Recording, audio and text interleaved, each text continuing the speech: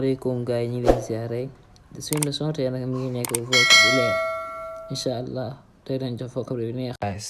kon tey vocabulaire bi njëkk am mi ngi nekk chair. Chair France naan ko chaise.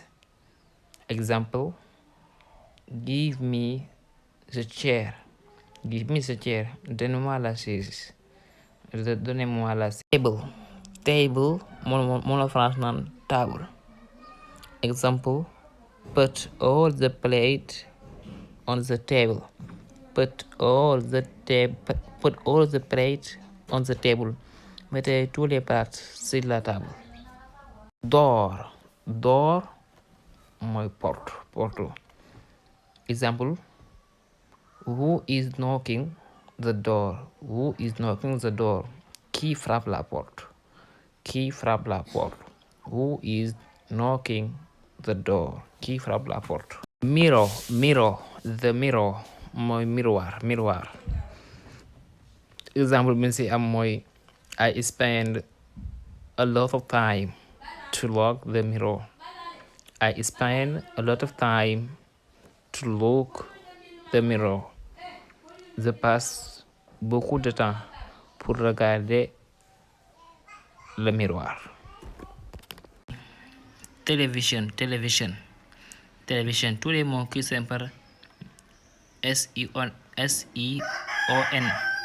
sont identiques en anglais. Télévision expression yëpp ñëwam.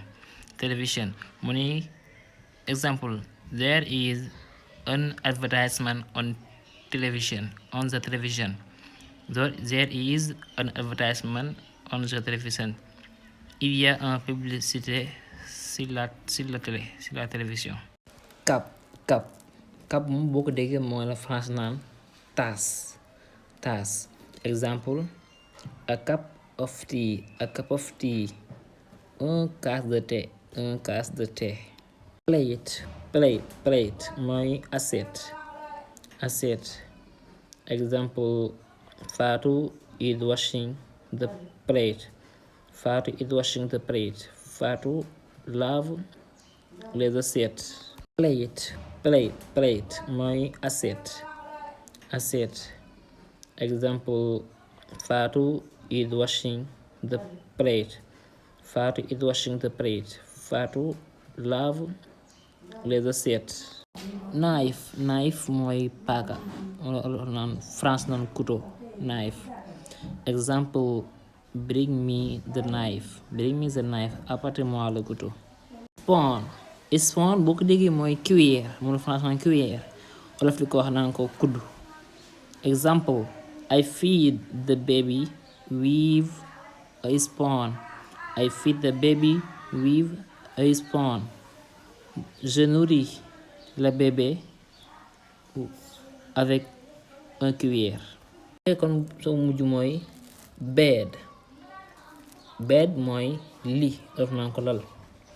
Example: the child sleep in a small bed. L'enfant dormit sur un petit lit.